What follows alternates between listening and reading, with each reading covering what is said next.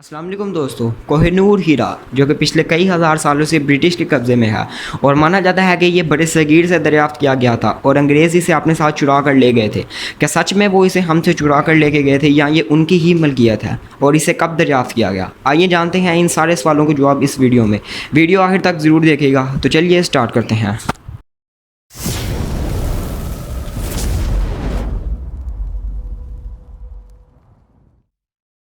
ये बात है सन 1526 की, जब ज़हीरुद्दीन बाबर ने बड़े सगीर में मुगलिया सल्तनत की बुनियाद रखी।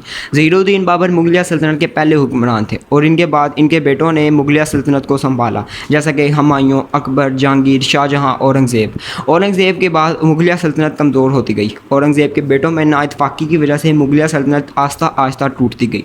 मुगलिया सल्तनत के आखिरी हुक्मरान थे बहादुर शाह ज़फ़र। और जैसे जैसे अंग्रेज़ों को पता चलता गया कि मुगलिया सल्तनत कमज़ोर होती जा रही है, वो इस मुल्क में तजारत की गर्ज से आने लगे और आहिस्ता आहिस्ता इस मुल्क के कुछ इलाकों पर कब्जा करना शुरू कर दिया।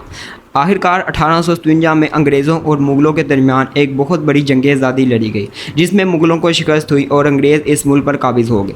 अंग्रेज़ों ने 90 साल तक इस मुल्क पर हुकूमत की। अब कुछ लोग यहाँ ये ख्याल करते हैं कि कोहिनूर को अंग्रेज़ों के दौर में दरियाफ़्त किया गया या इससे पहले भी दरियाफ़्त किया गया हो, तो जब पार्टीशन हुई तब अंग्रेज़ों का दौर था, इसलिए अंग्रेज़ इसे अपने साथ ले गए और उनका ये हक़ भी बनता था। मगर ऐसी बात बिल्कुल नहीं है। कोहिनूर को कब दरियाफ़्त किया गया, इसकी एग्जैक्ट तारीख और एग्जैक्ट साल किसी को नहीं पता। बताया जाता है कि सन 1100 से लेकर सन 1300 के दरमियान में कोहिनूर को दरियाफ़्त किया गया था।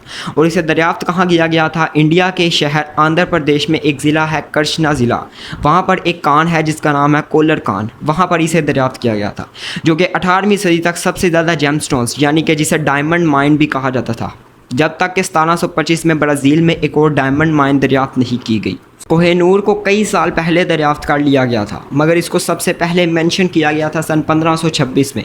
सन 1526 में ज़हीरुद्दीन बाबर ने अपनी एक किताब लिखी थी बाबरनामा नाम से, जिसमें उन्होंने कहा था कि एक ऐसा हीरा भी मौजूद है जो कि आधी दुनिया को ख़रीदने की ताकत रखता है। अब इसमें उन्होंने कोहिनूर का नाम इस्तेमाल नहीं किया, मगर उनका जो सीधा इशारा था वो कोहिनूर की तरफ ही था। दूसरी दफ़ा कोहिनूर को मेंशन किया जाता है सन 1628 में, जब शाहजहां अपना एक थ्रोन तैयार करवाते हैं। थ्रोन एक ऐसी जगह को कहा जाता है जिसके बीच में राजाओं की कुर्सी होती है और उसके इर्द गिर्द खूबसूरती के लिए बहुत ही कीमती पत्थर लगाए जाते थे। इस थ्रोन को कहा जाता था पीकॉक थ्रोन। और इसके बारे में एक बहुत ही इंटरेस्टिंग फैक्ट ये है कि इसको बनाने के लिए 7 साल का अरसा लगाया गया था।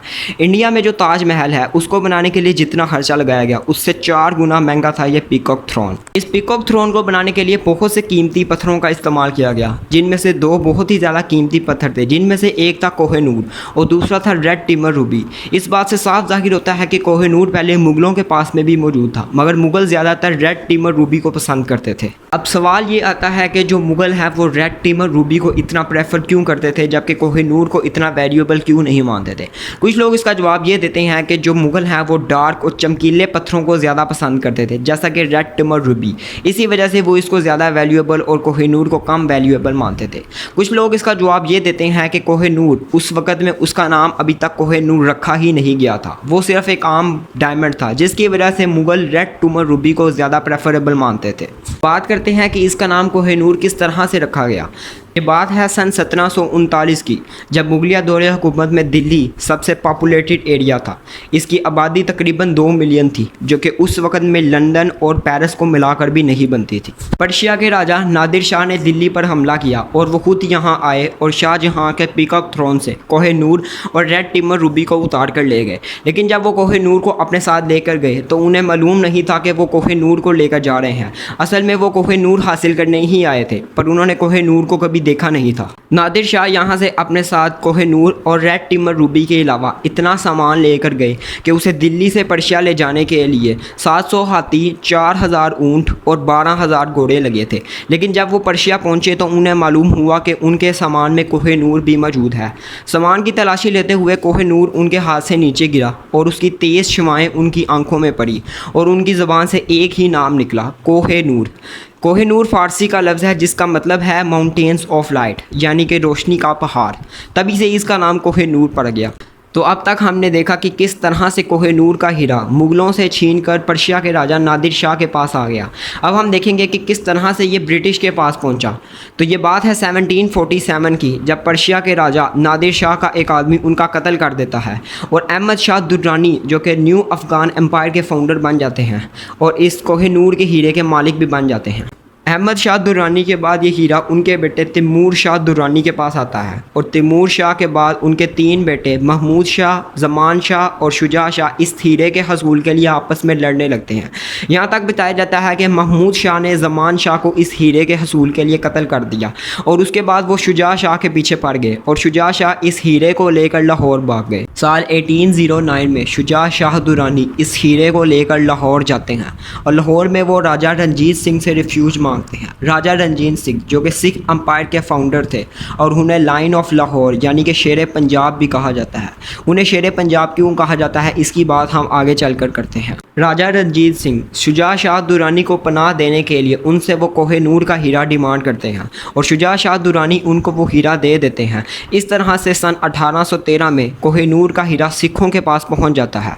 राजा रंजीत सिंह को शेर पंजाब इसलिए कहा जाता है, उन्होंने शुजा शाह दुर्रानी से कोहिनूर का हीरा लेने के अलावा उनसे उनकी सारी हुकूमत यानी कि दुरानी ख़ानदान की सारी ज़मीनों पर भी कब्ज़ा कर लिया। साल 1839 में जब राजा रंजीत सिंह इस दुनिया से गए, उनके जाने के बाद इंडिया में ईस्ट इंडिया कंपनी की पकड़ मजबूत होती है। ब्रिटिश ने ईस्ट इंडिया कंपनी से कहा कि इस हीरे पर नज़र रखें और इसे ट्रैक करते रहें कि ये हीरा कहाँ से कहाँ जा रहा है ताकि वक्त आते ही इसे कब्ज़े में किया जा सके।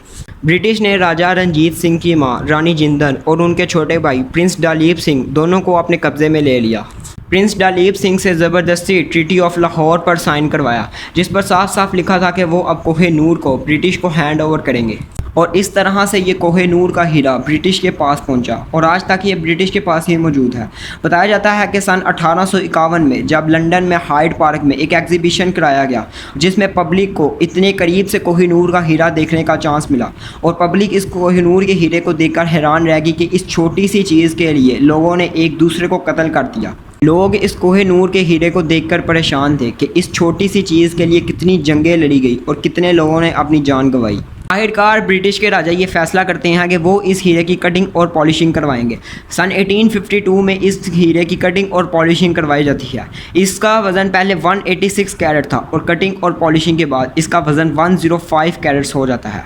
आज के दिन में कोहिनूर की जो डायमेंशंस है वो है 3.6 बाई 3.2 बाई 1.3 सेंटीमीटर, यानी कि एक अंडे के साइज़ के जितना है कोहिनूर। सवाल ये उठता है कि क्या वाकई में कोहिनूर को वापस लाना चाहिए।